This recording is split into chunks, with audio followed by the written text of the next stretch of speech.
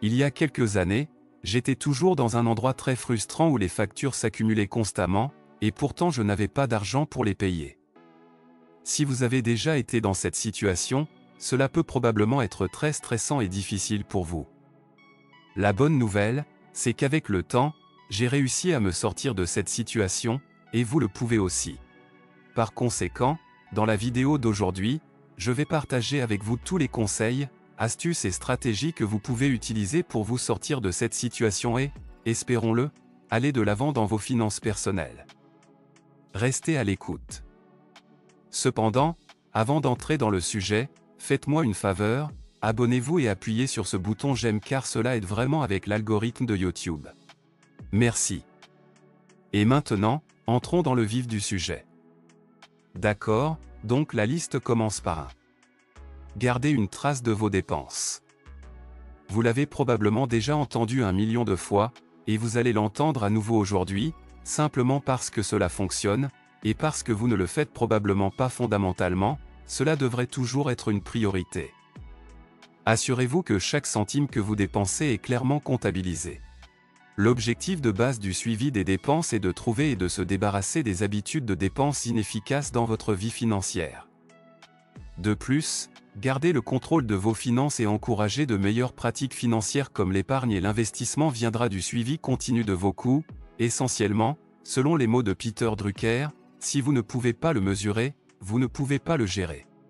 Voici donc ce que vous devez faire pour prendre le contrôle de vos habitudes de consommation. Tout d'abord, analysez vos catégories de dépenses pour déterminer lesquelles sont les plus cruciales. Peut-être même découvrirez-vous que vous avez payé pour un abonnement que vous n'utilisez pas. Je sais que je l'ai fait, et peut-être que vous l'êtes aussi. La plupart des gens considèrent que réduire ses dépenses non essentielles est une approche judicieuse pour économiser de l'argent. Vous voudrez peut-être aussi opter pour des activités moins coûteuses, maintenant que vous pouvez voir où va votre argent. Et en plus d'économiser de l'argent, vous serez éduqué sur certains des sujets que vous lirez. Donc, il n'y a vraiment pas grand-chose à perdre en faisant cela. 2. Établissez un budget. Je n'ai jamais compris pourquoi la plupart des gens n'avaient pas de budget jusqu'à récemment. Vous voyez, la plupart des gens s'inquiètent de toute la paperasse à remplir pour compléter un budget. Eh bien, en vérité, c'est beaucoup de travail, mais cela en vaut certainement la peine. Vous voyez, vous devriez examiner la budgétisation sous un angle différent. Regardez les points positifs, et regardez combien cela va vous être bénéfique. Et une fois que vous avez trouvé un rythme, assurez-vous de vous y tenir. J'ai trouvé que c'était la seule façon de fonctionner, alors assurez-vous de ne pas perdre l'élan. Si vous établissez un budget, puis que vous le rangez dans un dossier ou un dossier, sur votre étagère ou votre classeur, il n'a tout simplement aucune valeur. Alors, faites-le constamment mettre à jour et réviser. Vous pouvez également utiliser des applications et des logiciels numériques pour vous faciliter la tâche. Il y en a un tas de très bons gratuits en ligne, que vous pouvez trouver avec une recherche rapide. 3. Fixez-vous une limite aux dépenses non budgétées. Acheter quelque chose sur un coup de tête que vous n'aviez pas prévu dans votre budget peut être agréable et émotionnellement satisfaisant. Littéralement, tout le monde le sait. Cependant, cet effet émotionnel peut passer rapidement, vous laissant avec des achats impulsifs dont vous n'avez pas vraiment besoin ou que vous ne voulez pas. Si c'est vous, alors la pilule amère à avaler et que vous devez cesser. En fait, c'est tout le contraire des bonnes habitudes financières. La prochaine fois que vous irez au centre commercial, essayez d'utiliser la règle du 1% pour dépenser de l'argent. Cette règle stipule que vous devez attendre un jour avant d'acheter quoi que ce soit qui coûte plus de 1% de votre revenu brut annuel. Donc, si vous gagnez 60 000 par an, la règle stipule que vous avez besoin d'un jour avant de faire un achat de plus de 6 cents. Cette ligne directrice s'applique aux dépenses discrétionnaires pour des articles que vous désirez, mais dont vous n'avez pas besoin. En gros, la bataille intérieure dans votre esprit de savoir si j'ai vraiment besoin de ceci ou si je veux cela. Le délai de réflexion de 24 heures vous donne le temps de reconsidérer votre achat. Pourquoi ne pas prendre un jour de plus pour déterminer si vous en avez réellement besoin? Après 24 heures, vous ne le ferez peut-être plus. Alors, La prochaine fois que vous ferez du shopping, rappelez-vous ce que ce gars de s'enrichir au XXIe siècle vous a dit d'essayer. 4. Épargner pour les gros achats. Voir une belle publicité de 4000 d'un superbe téléviseur 8K à écran plat de 90 pouces, je veux dire, imaginez les choses que vous pouvez voir sur ce téléviseur, ne signifie pas que vous devez immédiatement prendre votre téléphone et votre carte de crédit et commencer à composer le numéro à l'écran. C'est une très mauvaise idée. Vous vous souvenez de la règle dont le gars de s'enrichir au XXIe siècle vous a parlé? Celle de 24 heures? Vous vous en souvenez? Ainsi, les experts suggèrent que si vous voulez vraiment ce grand téléviseur, il est préférable que l'argent provienne de votre compte d'épargne, qui est dédié à de tels achats.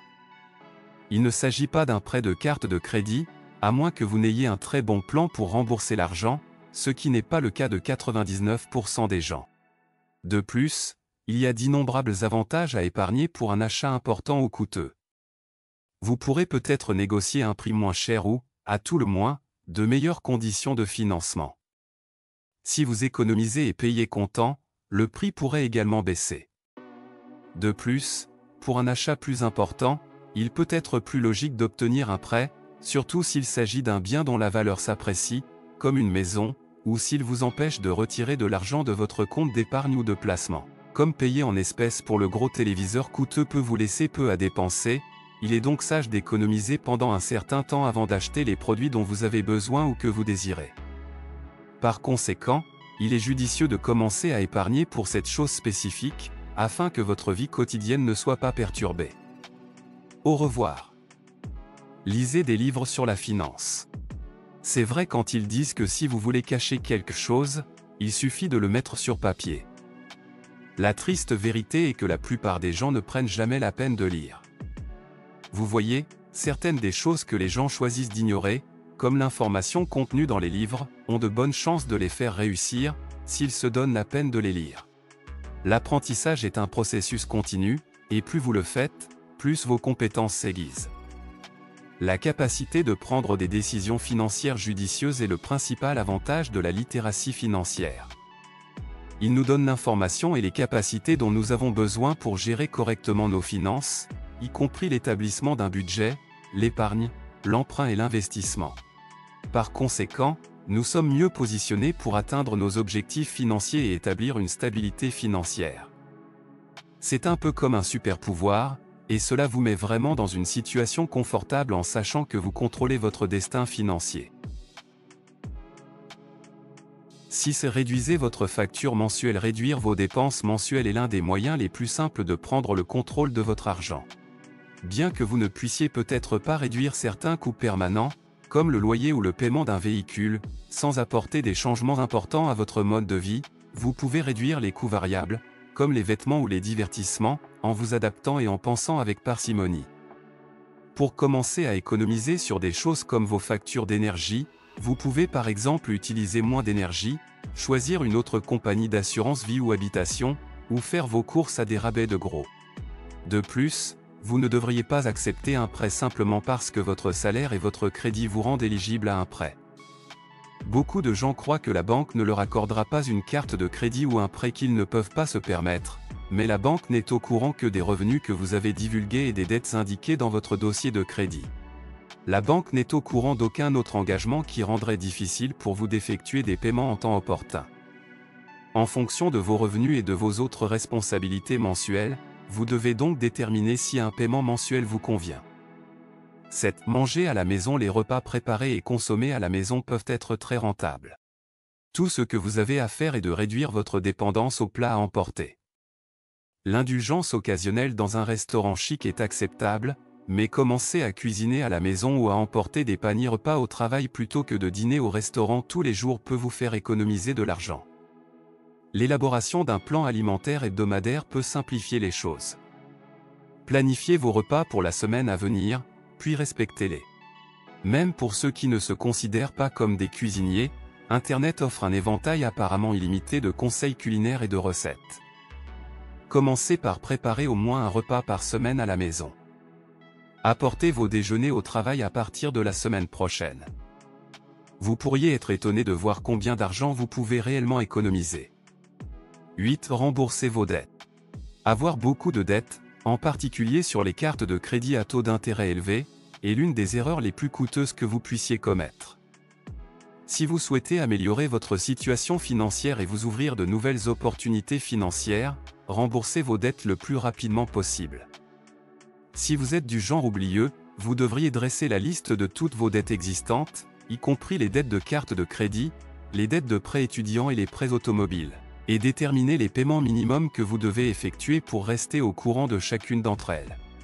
Faites un minimum de pas, vous ne pourrez pas vous désendetter rapidement, alors tenez compte de vos coûts fixes et de la part de votre budget de dépenses discrétionnaires que vous pouvez mettre de côté pour le remboursement de vos dettes. De plus, vous pouvez essayer de réduire le taux d'intérêt de la dette en demandant un taux plus bas à l'émetteur, en fusionnant plusieurs prêts en un seul ou en transférant la dette à taux d'intérêt élevé vers une carte de crédit à faible taux d'intérêt telle qu'une carte de transfert de solde. Réduire le taux d'intérêt global. Par la suite, élaborer une stratégie de remboursement de la dette et élaborer des pratiques de dépenses responsables pour rembourser la dette le plus rapidement possible. Votre budget mensuel sera d'autant plus important que vous rembourserez vos dettes plus rapidement. Comme je l'ai déjà dit, le remboursement des dettes de carte de crédit doit être une priorité absolue. Contrairement à votre paiement d'automobile ou de maison, il augmente avec le temps et il est difficile de le réduire. 9. Arrêtez d'utiliser les cartes de crédit. Les cartes de crédit sont un outil formidable et pratique. Ils sont une bouée de sauvetage en cas de besoin, et ils font un excellent travail pour améliorer cette cote de crédit.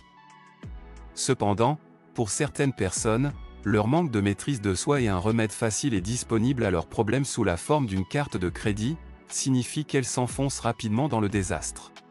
Vous pourriez trop dépendre de vos cartes de crédit si vous avez de la difficulté à joindre les deux bouts chaque mois. Si vous continuez à utiliser vos cartes de crédit comme une béquille pour vous en sortir, vous vous retrouverez bientôt endetté. Votre capacité à payer vos dépenses, à épargner en vue de la retraite ou à poursuivre d'autres objectifs financiers en sera limitée. Arrêtez donc d'utiliser vos cartes de crédit, si vous voulez vraiment prendre votre argent en main. Pour éviter d'accumuler plus de dettes, en plus de créer un budget, afin de ne pas avoir à utiliser le crédit, essayez de passer à l'argent comptant ou aux cartes de débit. Ouvrir un compte d'épargne à court terme et utiliser les fonds de celui-ci pour des achats importants, ou laissez votre carte de crédit à la maison. Les cartes de crédit ont des taux d'intérêt élevés qui peuvent rapidement accumuler des dettes si elles ne sont pas utilisées à bon escient, et peuvent causer un stress important en cas d'urgence, car ils ont l'impression que leur argent disparaît trop rapidement chaque mois.